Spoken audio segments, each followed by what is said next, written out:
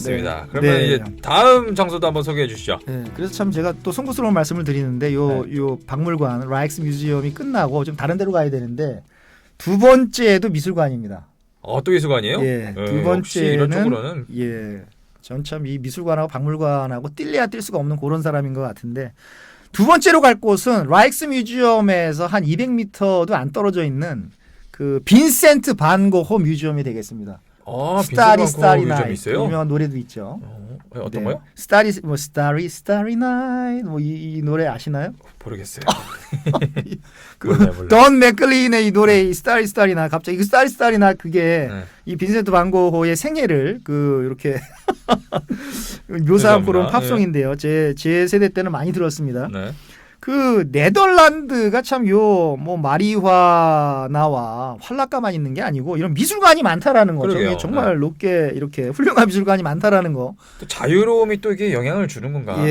참 높게 평가하고 싶고요. 예술적인 거에. 네. 네. 근데 문제는 뭐냐 그러면 요 빈센트 반 고흐 뮤지엄이 라이크스 뮤지엄에 비해서 굉장히 작습니다. 네. 한 뭐 6분의 1, 7분의 1도 안 되는 것 같아요. 되게 작기 때문에 입장 인원 제한이 있습니다. 입장 인원 제한이 있어서 못 들어갈 수가 있어요. 예약을 해야겠네요. 그러면. 미리 예약을 하고 가시는 게 좋고요. 미리 이렇게 갈 시간하고 날짜를 예약을 하셔야 되고요. 입장료가 15유로인데 작년까지만 해도 13유로였는데 올해 들어서 2유로 올랐다고 합니다. 이게 상당히 이게 비싸고요. 박물관도 계속 오른다라는 겁니다. 그래서 유럽에서 이번에 박물관 비용으로 아이슬란드에서도 엄청 썼고 노르웨이에서도 엄청 썼고 입장료로만 한 50만 원 쓴 것 같아요. 입장료로만. 거의 비행기 절반 값을 쓰네요. 아이슬란드도 한 번 들어가면 2만 원이거든요. 노르웨이도 한 번 들어가면 2만 원인데. 진짜 많이 가셨구나. 크고 작은 박물관을 많이 들어가다 보니까 뭐 50만 원 정도 쓴 것 같고요. 먹는 쪽에 조금 덜 쓰셨겠어요? 그렇습니다. 이번에 비싸서 이렇게 많이 못 먹었는데 사실은 꼬르륵 소리 나면서 그럼에도 불구하고 맥주는 많이 마셨고요. 음식을 줄이면서 맥주를 먹었고 음식을 줄이면서 미술관을 다녔습니다. 배는 고프셨겠지만 마음의 양식을 쌓으셨네요. 그렇습니다. 네. 그래서 이 빈센트 반 고흐 뮤지엄에 어떤 빈센트 반 고흐의 작품 700여 점이 있습니다. 네. 700여 점이 있는 어떻게 보면 빈센트 반 고흐 그림의 메카고요. 여기에 그 유명한 해바라기라는 작품 아시나요? 해바라기? 미술책에 많이 나오는. 봐야 할 것 같아요. 네. 해바라기하고 뭐 까마귀 나는 밀밭 정말 유명한 그림이고 그리고 꽃피는 아몬드 나무라는 이런 기라성 같은 작품 그리고 빈센트 반 고흐가 자화상을 많이 그렸는데 귀 있을 때의 자화상 귀를 나중에 정신줄 앉아서 귀를 잘라버렸죠. 네. 귀를 잘라버린 이후의 자화상에서 자화상이 있고 정말 기라성 같은 작품들이 있습니다. 근데 제가 가장 좋아하는 제가 조금 전에 말씀드렸던 별이 빛나는 밤에 스타리 스타리 나잇 노래까지 만들어진 이 스타리 스타리 나잇 별이 빛나는 밤에는 우리가 뉴욕 편에서 진행했던 뉴욕 편에서 소개드렸던 모마 뉴욕 현대 미술관에 있습니다. 기억이 납니다. 그래서 이 미술관은 정말 저 같은 사람은 뭐 하루 종일 최소한 반나절을 걸립니다. 그러니까 누군 이렇게 지나가면서 쑥 찍으면서 가는 사람들도 있는데 저는 뭐 한 그림 한 10분 보고 또 옆에 가서 한 그림 또 한 6, 7분 보고 어떤 데 가서 이렇게 해바라기 같은 명작 오면은 한 1시간 보고 그러니까 하루 종일 걸리는 그런 겁니다. 제가 이쪽에 조예가 정말 깊지 않아서 그런가 이게 1시간 동안 보는 그 기분을 아직까지는 잘 모르겠어요. 네. 저도 그거 한번 느껴보고 싶습니다. JJ하고 저는 이런 면에서 보면 JJ하고 저하고는 약간 인종이 좀 다른 게 아닌가. 인종이 다른. 그래서 JJ는 스포츠라든가 어떤 닭싸움이라든가. 그죠. 이거 이해 못 하시겠다. 그렇죠. 저는 그럼 축구 같은 골 장면을 몇십 번을 수십 번 돌려봅니다. 그러니까요. 그거 볼 때마다 눈물이 나요, 저는. 바로 그겁니다, 이게. 우리가 골 보면. JJ하고 저하고는 DNA가 다른 겁니다. 이게 좀 그런 걸 느낍니다. 네. 그래서 이 빈센트 반 고흐의 그 인생은 대충 좀 아시죠? 빈센트 반 고흐. 그러니까 살아있을 때는 살아생전에는 단 한 점의 그림도 팔지 못한 비운의 화가죠. 상상이 가시나요? 자신이 어떤 작품을 만들었는데 아무도 인정을 안 해주는 겁니다. 화가가 그림을 이렇게 그려서 팔아야 되는데 아무도 안 사는 겁니다.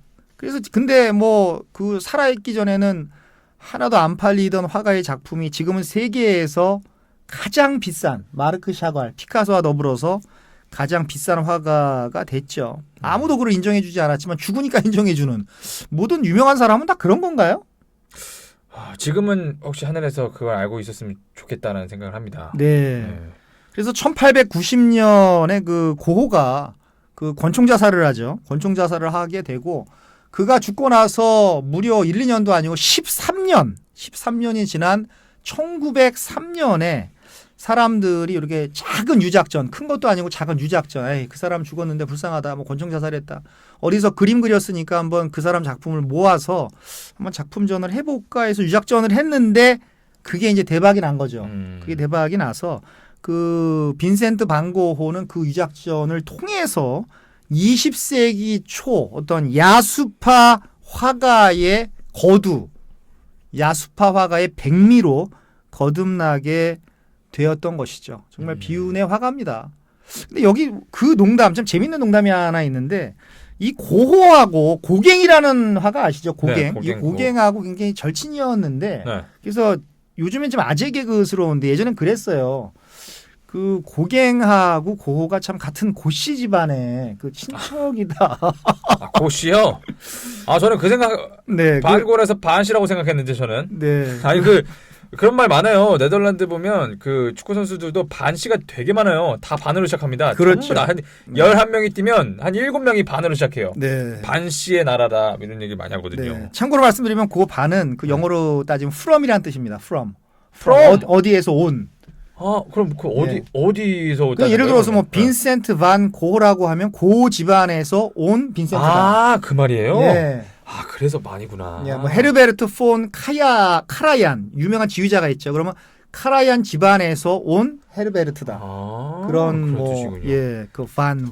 그 항상 독일은 감사합니다. 이제 폰이라고 하고요. 독일은 폰이라고 하고 반이라고 하는데 그런 게 있습니다. 그래서 그렇군요. 그런 아재 개그 고갱과 고호 뭐 이렇게 폴 고갱하고 네. 반고하고 같은 곳이다. 물론 뭐 재밌지는 않았습니다. 예, 다음 것도 한번 소개해 뭐 주시죠. 그런 게 있었고요. 네. 참 송구스럽습니다. 네. 그리고 다음 번으로 갈 곳은 제가 세 번째로 선정을 했는데 그 네덜란드 하면은 역시 하이네켄의 나라 아니겠습니까? 하이네켄. 그래서 광고 많이 하는데. 하이네켄 익스피리언스라는 그런 프로그램이 있는데요. 장소면서 프로그램인데 그 예전에 양조장으로 사용된 곳을 지금은 뭐 박물관까지는 아니고 이렇게 체험관으로 바꾼 것이죠.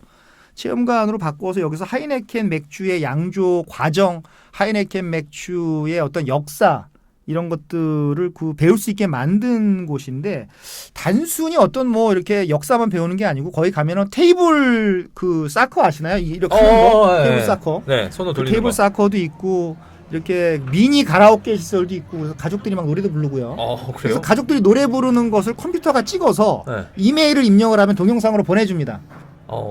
무슨 말씀인지 아시겠죠? 네네네. 그리고 사진 코너도 있어서 사진 이렇게 가족들 혼자 개인 이러고 찍고 이메일을 딱 찍어놓으면 그 찍힌 사진이 자기 이메일로 가죠. 우리 예전에 강남에도 그런 게 있었잖아요. 그런 게 있었죠. 예, 요즘은 안 하네 그러고 보니까. 예, 미디어폴이라 그랬나 그걸? 네, 뭐 그런 미디어폴. 네, 미디어폴. 많이 없어졌네요. 한동안 예, 그런 많이 게 있었는데. 있었죠. 그 노래들은 좀 잘하는 편인가요? 근데 들어보니까 뭐 우리나라 사람만큼 노래를 잘하는 민족은 없는 것 같아요. 그러니까 우리나라 사람들 노래 부르는 거 보면 유럽 사람들이 깜짝 놀란다는 얘기를 들었었거든요. 다 가수고 네. 저같이 못하는 사람도 네덜란드에 가서 노래를 하면 어느 정도 먹힙니다. 가수인가요? 어느 정도 이렇게 먹힙니다. 물론 네. 하지는 않지만. 예. 그래서 그 21유로임에도 불구하고 그 맥주 3잔을 주니까요. 맥주 3잔을 주니까 돈이 좀 안 아깝습니다. 한 잔에 5유로씩만 따져도 3잔을 주니까 본전을 이렇게 뽑는 듯한 그런 느낌이 들고 또 맥주 제대로 따르기 경연대회도 있습니다. 맥주 이렇게 거품 이렇게 없이 대회도 있어요? 딱 맞춰서 그거 딱 그 1등 하면은 기념품 줍니다. 세상에 별별 대회가 참 많아요. JJ가 나가면은 그거 잘 따르실 것 같은데 이게 선에 이렇게 딱 맞춰서 쫙 따르는 사람이 있습니다. 잘 따라주면 브라이언이 잘 따라주지 않습니까? 저는 뭐 좀 이런 대회에 제가 좀 약해가지고 긴장하시나요? 예 그런 것 같습니다. A형이기 때문에 그래서 그거 이렇게 이긴 사람 막 6명 나가서 1등한 사람은 네.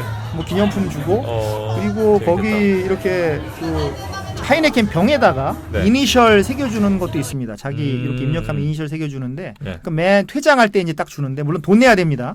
돈 내야 돼요. 돈을 내야 되고 참고로 말씀을 드리면 그 하이네켄이라고 하는 것은 그 하이네켄 맥주를 창시한 그 개발자의 이름입니다. 아, 사람 이름이에요? 예, 사람 이름입니다 이게. 어. 하이네켄이 그 성이죠. 우리나라 기미박 같은 그 성이고요. 왠지 독일 사람 이름 같네. 약간 독일 냄새가 나죠. 네. 하이네켄이고. 근데 해외 마케팅을 예전부터 워낙 잘해서 전 세계에서 가장 많이 팔리는 맥주 중에 하나가 됐고요. 정말 그 라거 맥주의 대명사가 됐고 우리나라에도 1970년대에 들어온 걸로 제가 알고 있는데요. 그렇게 빨리 들어왔어요, 하이네켄이? 하이네켄이 오. 1970년대에 들어왔습니다. 그래서 그 마켓 쉐어를 엄청나게 확보를 했고요. 이야. 전 세계적으로 정말 인기가 좋은 맥주였고 또 경쟁자인 그 암스텔 맥주, 아까 암스텔 강을 제가 말씀을 드렸는데 암스테르담의 그 이름의 기원을 말씀을 드리면서요. 암스텔 맥주가 계속 경쟁을 하다가 1968년도에 왜 그랬는지는 모르겠지만 하이네켄에게 인수가 됐습니다. 아. 인수가 돼서 하이네켄 그룹 산하에 이제 암스텔이라는 브랜드가 따로 있는 거죠. 근데 저는 이상하게 하이네켄 익스피리언스 가서 하이네켄 맥주를 마시면서도 이런 느낌이 머릿속에 있었습니다. 암스텔 맥주가 더 맛있다. 다르구나. 그런 느낌이 되는데 그러니까 이런 거죠. 인수는 했었어도 레시피는 암스텔 맥주의 레시피를 그대로 인정을 해주는 거죠. 그게 좋죠. 예, 그래서 오너는 같지만 암스텔 맥주는 따로 생산이 되고 하이네켄 맥주 따로 생산이 되고 근데 저는 암스텔이 더 좋았습니다. 처음 보는데 그 암스텔 맥주는 한국에서 먹을 수가 있습니까? 보신 적 있나요? 한국에서는 모르겠습니다. 하이네켄이 워낙 강해서 그런지 하이네켄 워낙 많이 보는데. 암스텔은 제가 모르겠습니다. 아직 편의점에서 암스텔 아직 못 본 것 같습니다. 저도 한 번도 못 봤어요. 네, 한번 찾아보겠습니다. 네, 그럼 하이네켄 익스피리언스 다음에 네, 뭡니까? 하이네켄 익스피리언스에 가셔서 이제 세 잔을 시음하시는 후에 약간 취기가 도니까 예. 이제 좀 앉아야 됩니다. 그래서 제가 네 번째로 선정한 것은 그 캐널 크루즈. 캐널 크루즈. 네, 캐널은 운하를 뜻하는 것이죠. 네. 암스테르담은 운하의 도시 아니겠습니까? 운하가 뭐 곳곳에 이제 이렇게 운하죠, 운하로 이어진 그런 도시인데 이제 배를 타고 작은 크루즈선을 타고 1시간 정도 유람을 하는 그런 프로그램이 있는데요. 요금이 그 12유로 정도 합니다. 14유로 하는 그런 집도 있고 배에 따라 좀 다른데요. 네. 타고 나면은 기분이 정말 좋고요. 그리고 영어 설명 나오고요.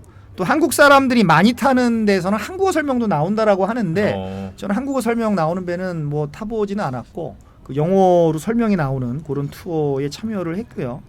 그래서 요거를 안 타고 오시는 분들은 나중에 좀 후회를 하신다고 합니다. 운하의 도시에 가서 배를 안 타니까 왜 안 타셨는지는 모르겠지만 돈을 아끼려고 안 타셨는지 모르겠지만 어쨌든 뭐 허전한 마음이 생긴다라는 그런 말씀을 많이 하시니까 네. 웬만하면 한번 1시간 정도 투자하셔서 타보시면은 좋고요.